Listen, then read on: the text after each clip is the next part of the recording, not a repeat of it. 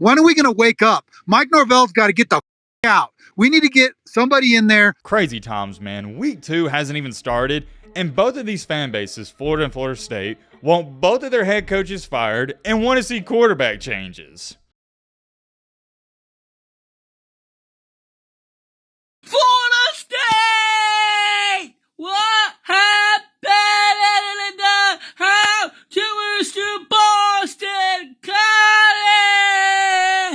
College! Let's go! Florida State, you lost 0 wins, 2 losses, 2 losses. They lose every week because they don't show up. They don't show up every single time. You keep losing this year. Can you see Florida State losing again? What happened? Okay, so we have some really interesting stuff to get into in today's video, and it involves 2 of the most talked about teams in all of college football, and it's not for a good reason. The Florida Gators and the Florida State Cinnamon Rolls. When I tell you they have some major drama that's ongoing, I don't know if that does it any justice. It is a dumpster fire, crap show, whatever word or phrase you want to throw in there at both of these programs currently. To give you some context on Florida, literally last night, and I'm sure some of you may have or may not have seen that video, we talked about how Billy Napier in a press conference called out and threw shade at his own fan base. If you want to know my full thoughts and opinion on that, go watch the previous video, but to make a long story short, we know this, you know it, I shouldn't have to sit up here and say it again. That's the biggest cardinal sin as a head coach. You don't call out the people who are paying your salary. I thought it was an extremely low blow. You're a head coach, man. It comes with the territory. I saw a video on Twitter. I can't remember who was talking in it. I'm drawing a blank, but if you saw it, you know what I'm talking about. And he said it perfectly. When you sign up to be a head coach, a broadcaster, a commentator, somebody who talks about sports on YouTube like we do on this channel and you watch other people do it as well, you are putting your work out there to the public to be criticized. And what drives me crazy and it has me baffled is it'd be different if he didn't deserve the criticism, but he does. Your team just completely laid over, lollygagged around, and act like they didn't even care to be there in week 1. It was a home game too. I don't want to go on another Billy Napier rant, so let's get a move on. I share all that with you to get into this.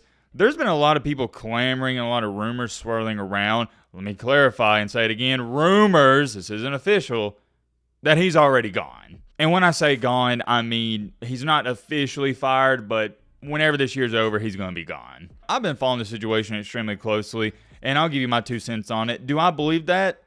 I don't know. You know why I don't know? Because as bad as Billy Napier is, your AD isn't too much better. The worst part about it, and I feel so terribly sorry for Florida fans, is there's not going to be a solution anytime soon. And I tell you what, you want to know what the worst case scenario would be? If Napier actually pieced together this season, won some games they shouldn't win, and goes 8-4, 9-3. I know what some of you are sitting here saying, well, Matt, why would that be bad? Because that means they couldn't justify firing him and they'd bring him back. I know it's much easier said than done, and I don't know if I could ever willingly root against my team. But if I was a Florida fan, I would strongly consider it. The worse he does this year, the better chance you have of firing him when the year's over, and that means you can just get a fresh start. Since we're talking about it, as a Florida fan, why would you even want to win 8 to 9 games? Last time I checked, they care about championships. We'll come back to Florida in just a second, but for now I'll say the good news about Florida, and this is the only good news, I don't think Napier has lost the locker room quite just yet. The players like him. He's a good guy, but that's also the biggest root of the problem. He's just a good guy, and people don't fear him, and when you don't fear your head coach, you don't respect him. I'm personally just sick and tired of seeing these Florida players not try hard. Oh yeah, too, let me show you this. I was going to say it for the end, but since I got it pulled up, we'll just read it off right now. On the Florida message board, someone wrote, "Hear me out. We need a coach that can step in now to light a fire and at least keep some of our recruits. We need a proven winner and as coach at the highest levels. We need a coach that has recruited Florida. The only guy that checks those boxes is Jimbo Fisher." Woo! You want to talk about a steaming hot take? That's it right there. Man, oh man, I never thought I'd see the day where you have an SEC program fiending for Jimbo freaking Fisher. Oh gosh, hard times in Florida, hard times. Moving along here to the Seminoles, let's see what's going on there. And I'm going to show you this video clip where a Florida State fan was not too happy with their performance against Boston College. When are we going to wake up? Mike Norvell's got to get the out. We need to get somebody in there who's, you know what? I don't like Dion, but you know what Dion is? Dion's a dog. You know who Lane Kiffin is? Lane Kiffin's a dog. He's going to go in there and he's not going to take any. Mike Norvell, I'm sick of his little wild eyes and his, because you know what? We suck and we barely last year, and the college football playoff committee was right. We didn't deserve to be there. Period. I'm sorry, but he's 100% right. Sounds like everything I've said about Florida State, but also had to bleep out a large majority of what he said because he used some not so nice words. I'm just glad to see some Florida State fans living in reality.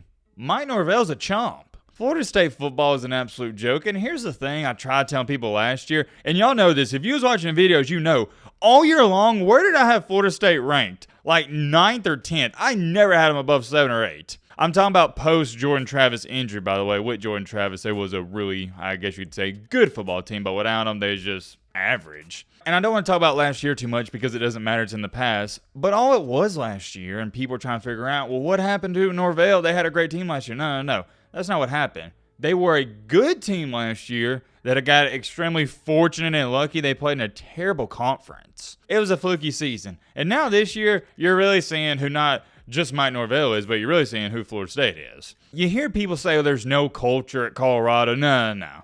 There's no culture at Florida State. I remember an argument I said last year about Keon Coleman. Do you actually believe for a split second Keon Coleman gave 2 flying craps about Florida State University?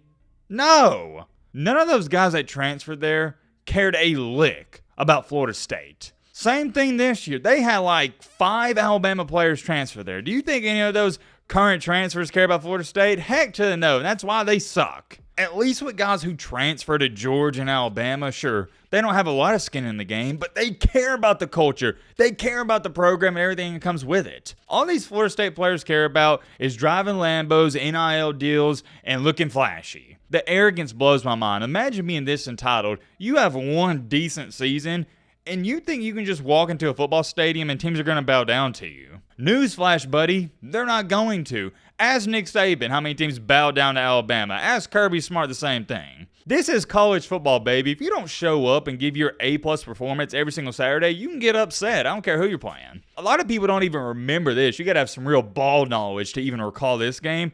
Alabama was tied with the Citadel at halftime years and years ago. We're talking about freaking Citadel. Some of y'all don't even know that's a real team. Point I'm trying to get across is Alabama walked into that game thinking, oh yeah, they should just bow down to us. We're Alabama, but that's not going to happen. And you can trash DJ Ugabadoogie all you want, but let's not act surprised. We knew heading into this season he was a mediocre quarterback. All Ugabadoogie is the scapegoat for Mike Norvell. That's it. The crazy thing people don't want to admit is that Ugabadoogie played decent in the Georgia Tech ball game. Speaking of Uyunglele, it leads me to my next topic perfectly. It appears to seem that Florida State is now exploring some other options at quarterback. As where it stands, he is still going to be your starter moving forward, but they're now at least looking at the backups like Brock Glenn. It's also somewhat of good timing because for those of you who don't know, Florida State does have a bye week before they play Memphis, and that is not going to be an easy game. Memphis is a solid ball club. I've made some phone calls to a couple of my different sources around that Florida State football program, and they're not labeling it as a quarterback competition. But what they are telling me is Brock Glenn is getting more of a chance than he was getting 2 weeks ago. Another incentive as to why they're looking at Brock Glenn is because he might be the future. Uyunglele, no matter what happens in the remainder of this season, he's not going to be there after the year. The season's already over, so you might as well try to groom Brock Glenn or whoever else you want to throw in there for next year. Because you know who the cinnamon rolls open up with next year? Alabama. Am I trying to sit up here and tell you that Florida State should already be preparing for Bama in week 1 of next season?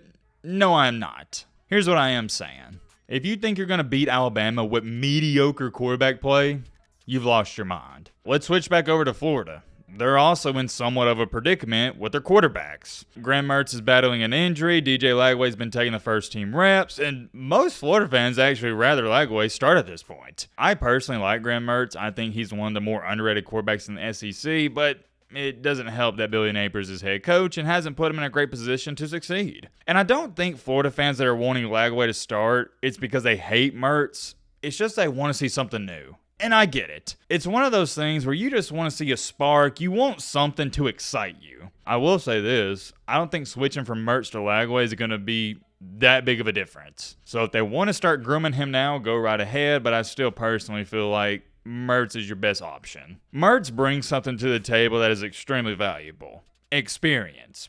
Lagway, he may be the most talented quarterback in the nation, but he doesn't have experience. And the last thing you want is Lagway to go into this brutal schedule that Florida faces and lose his confidence heading into next season. A lot of people don't take that into account. The worst thing you do for a young quarterback is ruin his confidence, because you ruin his confidence, you ruin everything. Crazy times, man. Week 2 hasn't even started, and both of these fan bases, Florida and Florida State, want both of their head coaches fired and want to see quarterback changes. And there's a good chance that all those things might happen. It's just a matter of when. Per usual, I'll keep you guys updated. I'm curious. Let me know your thoughts down below. But Roman